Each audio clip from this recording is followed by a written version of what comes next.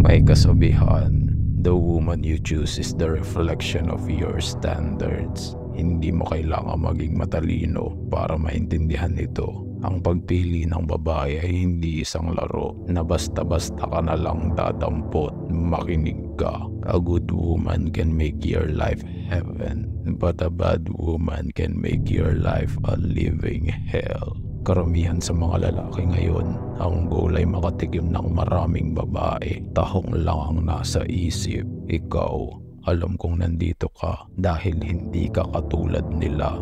Ngayon, ituturo ko sa iyo ang 5 uri ng babae na dapat mong iwasan sa pagpili. Ang huli ang pinakamasama, kaya tapusin mo ang video na ito. And don't forget to like and subscribe to support our channel. Number 1. Polygamist.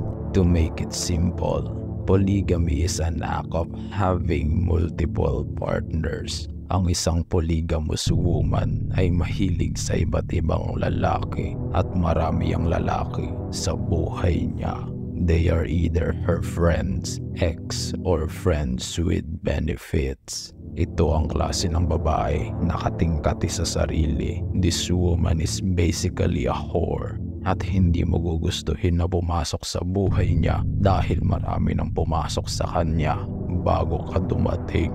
Ngayon, paano mo agad masasabi na polygamous ang isang babae? Simple lang. A girl with lots of male friends has a polygamous mind. Tatagalogin ko, ang isang babaeng maraming kaibigan na lalaki ay isang polygamist at wala siyang takas sa realidad na ito. She likes the feeling of being with multiple men. Isang malaking red flag na agad. Kung marami siyang close friend na lalaki, you can only imagine kung ilan na sa kanila ang nagpaluhod sa kanya. And you can only imagine kung ilan na sa kanila ang kumamot sa kanya. And guess what? Hindi mo yan malalaman. So don't take the risk. She is not worth it.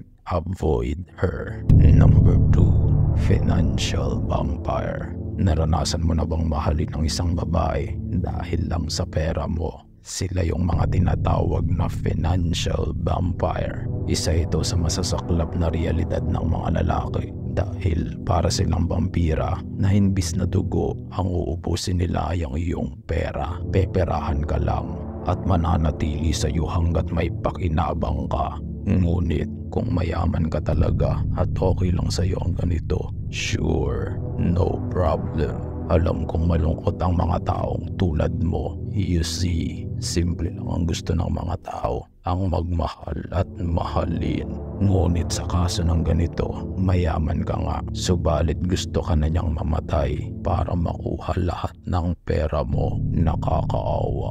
Madalas ito sa mayayamang lalaki na malulungkot at matatanda na. Kaya't hanggat may oras ka, ayusin mo ang pagpili ng babae. Iwasan mo silang mga financial vampire dahil sisirain at uubusin ka lang niyan. Piliin mo yung babaeng mamahalin ka at hindi ang pera mo. Number 3. Boss babe. In definition, a boss babe is a woman who is ambitious, independent leader, and entrepreneur. Subalit, hindi ganito ang realidad. Boss babe is simply an arrogant woman. Mayabang at mataas ang tingin sa sarili. Sila yung tipo ng babae na perpekto kung umasta. Hindi mo gugustuhin na magkaroon ng isang boss babe unless isa kang pathetic simp na lalaki. This type of women will never listen to you dahil nga mataas ang tingin nila sa kanilang sarili. Gusto nila silang nasusunod sa lahat ng bagay. Magiging sunod-sunuran ka lang sa mga ito at kokontrolin ka nilang parang alipin. At kung ayos lang lahat yan sa iyo, you failed as a man. Hindi ka nararapat na tawaging lalaki dahil ang isang tunay na lalaki alam kung paano pamunuan ng tama ang kanyang partner na babae.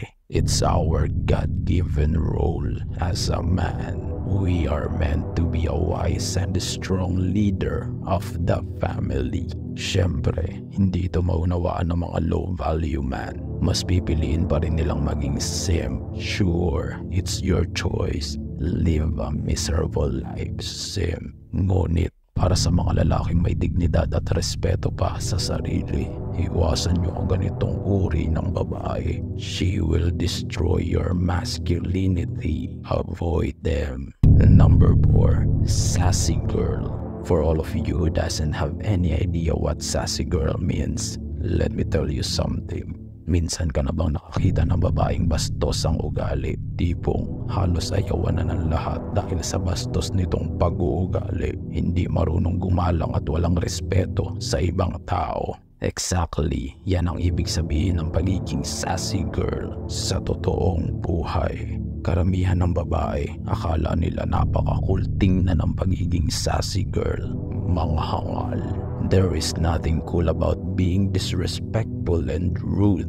Baby girl, let me tell you something. Kung gusto mong maging attractive, be feminine.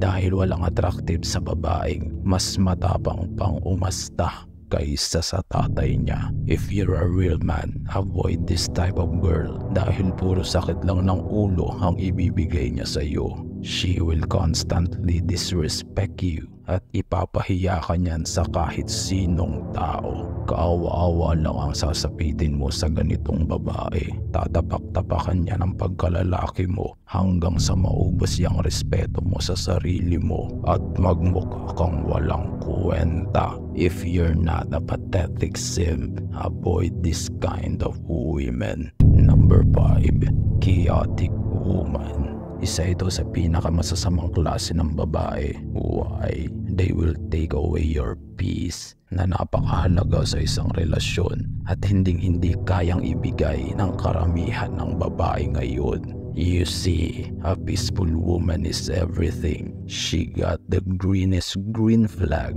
Pero kung ang isang babae ay chaotic, she will take away your peace of mind. Hindi ito mauunawaan ng mga low-value man dahil ganda at libog ng katawan lang ang standards nila sa babae. Kahit basura ang personality, basta may butas at mapapasukan, magpapakatanga sila dito. Lubos na nakakaawa. Pero kung ikaw ay yung tipo ng lalaki na may high character, you have my respect.